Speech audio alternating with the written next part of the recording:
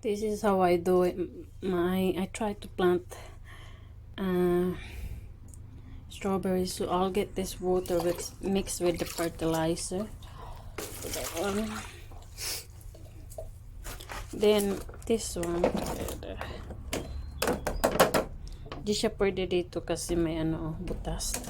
So ito lang, ganito lang hanggang sa mo lang sa kamay kasi kailangan natin matanggal yung seeds. Yung seeds niya kasi dito. So ganyan lang. Ayan.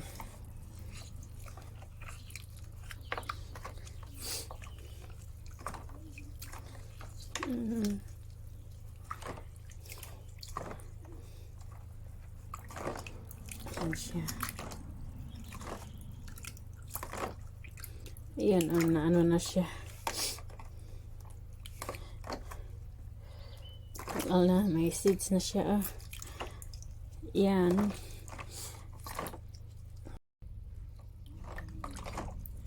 Yan. Seeds na strawberry na i-ano mo lang yan dyan hanggang sa ma-smash talaga siya.